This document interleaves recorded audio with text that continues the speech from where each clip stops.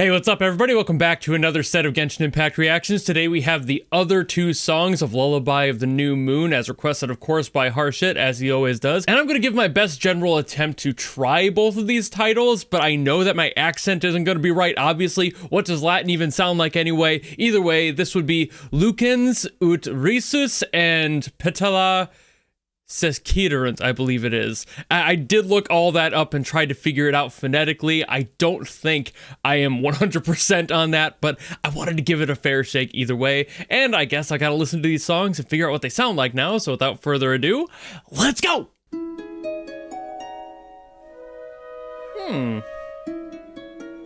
It's very nice. Right out the gate with the harp.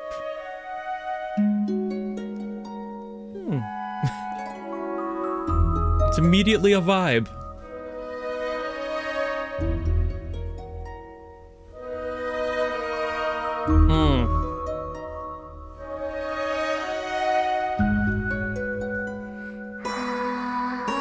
Ooh, the vocals are back.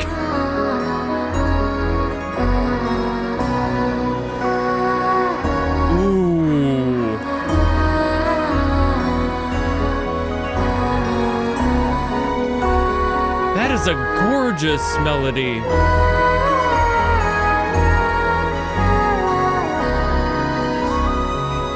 Woo! Hello. Beautiful flute addition as always. Step down resolution too.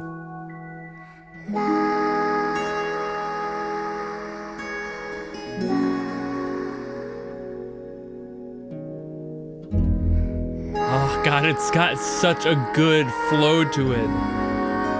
This is the type of song where, like, you sit back here like, it's just so good, you know? It's, oh, man.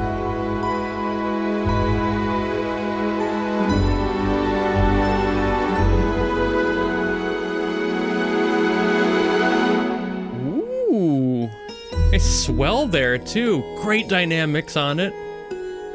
Great dynamics. Oh, it leaves it up. It doesn't resolve at the end. Ooh, cheeky. Okay, hell yeah. Okay, so I love this song to the point where I literally just spent probably a good 10 to 15 minutes just playing around with the chords in here, loving the energy on it, and don't even get me started on the...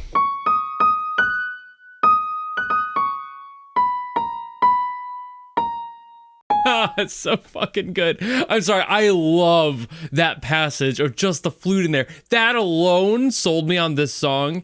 But the chromatic fall of it, it's just, it sounds, I don't know if I would call this a call and response sort of thing, because it kinda isn't, but it feels so mystical. I think that's like the most like Celtic, maybe even Native American edge sort of sound that comes from this song, and like everything else is gorgeous around it. It's got such a beautiful, majestic, like pure vibe. It's really just pure energy on this one. It is such a gorgeous track, and I can't stop geeking out about it. Like there's little weird ones in here too, like that's such an odd chord, and like there's potentials of other shit in here, like it's it's just, oh God, it's so beautiful. There might be even like a in there, which is more of a kind of like a G major 7th, I think. It's I'm sorry, I'm nerding out so hard. It's just everything about this song screams beauty, and whenever it has something that's dissonant, like those ones that I was mentioning, this, like, I think that's an F sharp 7th. It's something weird like that. It's one of those. I'm more of an ear person than I am a name person, but either way, just how they function in the song, like even though there's dissonance in there, like that's a good one. These are good. These two are good. That dissonance comes from these two in the center. But it's just, there's little dissonance in there, but it's never able to hang around long enough to feel dissonant, to feel off. This song always has those moments, those little, it's just, it's just such a beautiful passage of just potential in there, and every single time they strike a new chord, I'm like, ooh, it just tickles my brain, and I can't help but nerd out about it. This has to be probably... This might be up there. It might be number 1 for me right now. Just vibes for Not Cry. There's a lot of beautiful stuff.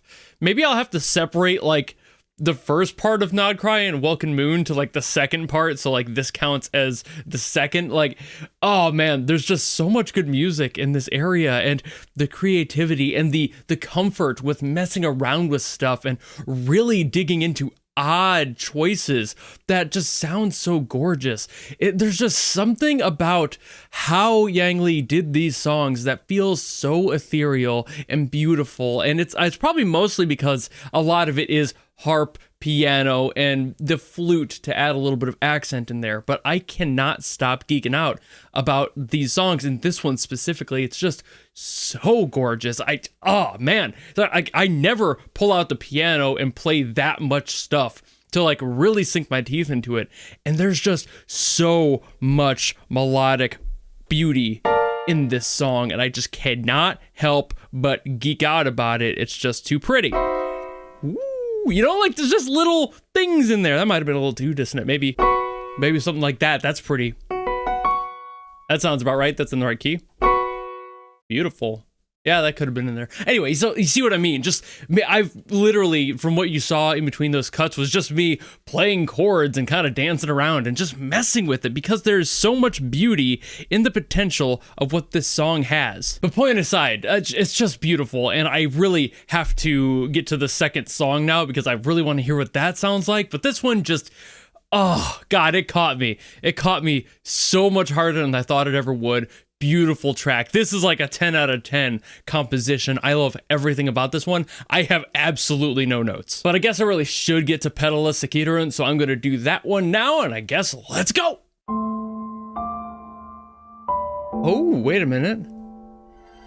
Oh, this is like an actual, like, follow. Okay, that makes sense. 1, 2, 3, they're doing movements. I should have re-listened to the first one. It's been a week. Maybe there's a lot more in common than I thought. Ooh. Ooh, this one's more moody. Ooh.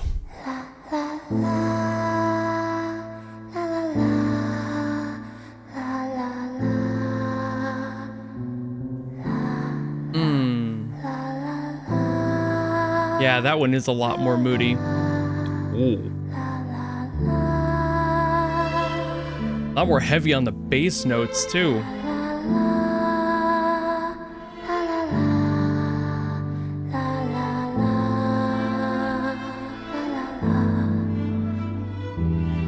God, even the voice feels like it's cracking a little bit. Showcasing that, like, fragility in the voice for this.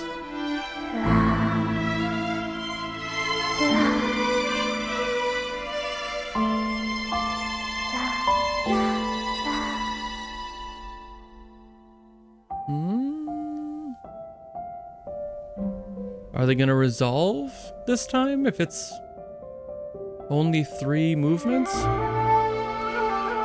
We're not there yet, but I wonder, you know? The last one kind of hung on a high note.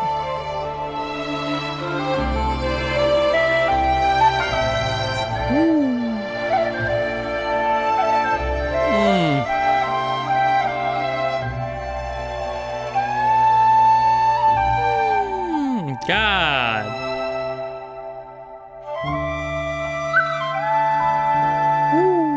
There's that other flute coming back in.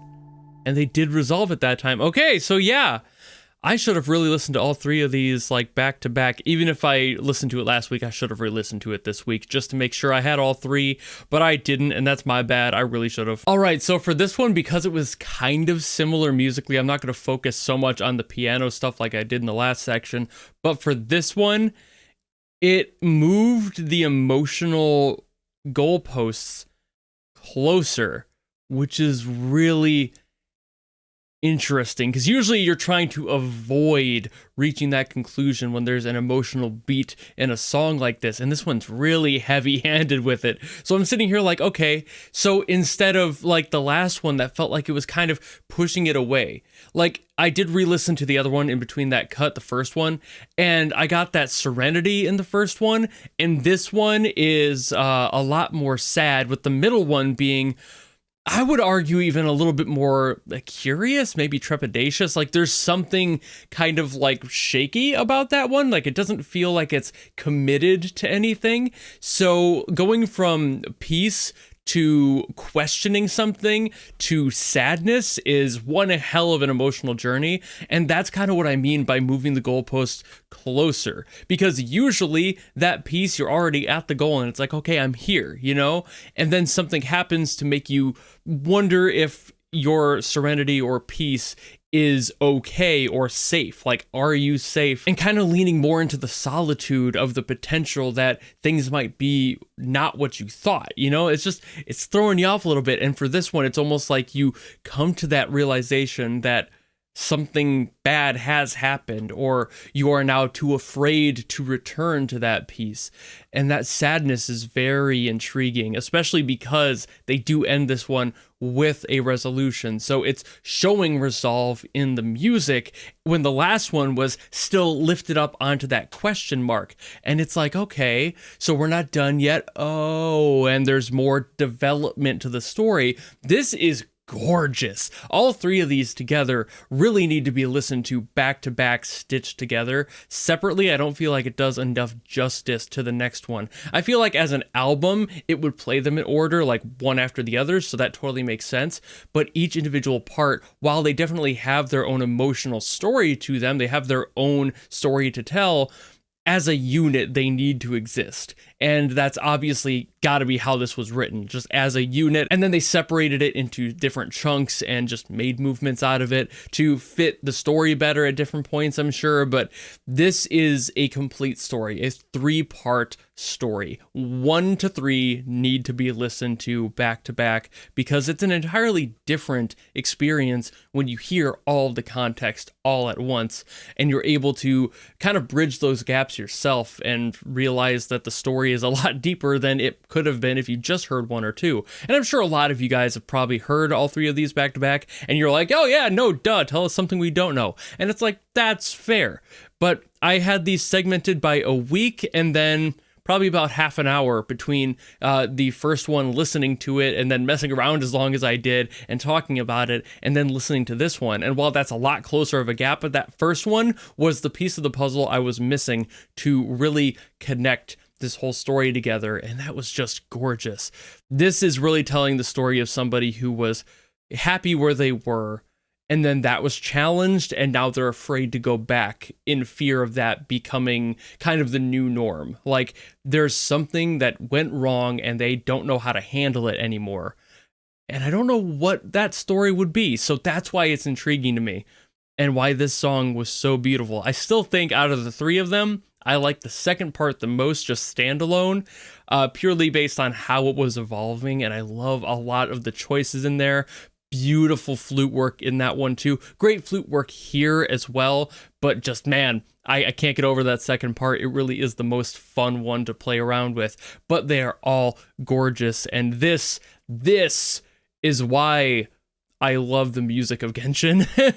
Every area has such a unique identity, and why I love listening to all of them. And this identity of this part of the game is different from the prior Nod Cry stuff. There might be some similarities here and there, sure, but largely they have their own identities even within the same areas, because you're dealing with different characters and different stories. So it's never the same story twice, and I really do love that. They might throw in a motif or something here and there, but it really truly is a standalone experience in every area with every character interaction, and they just nail that. But I am done yapping, so thank you all so very much for watching. If you enjoyed this and you have something else you want me to get to from Genshin, by all means, drop it in the comments below, and I will do my best as always to get to those. Maybe I won't get to one from Harshit next time. I think it's time for Harshit to take a break.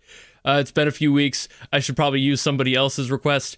So I'll probably do that. But if nobody else has anything, I'll use harsh hits again. Either way, thank you all. If you have something, let me know. Or if you don't want to do any of that and maybe you just want to follow me and support me for more stuff coming in the future, you know how to do all that. And I will see all of you in the next video. Goodbye!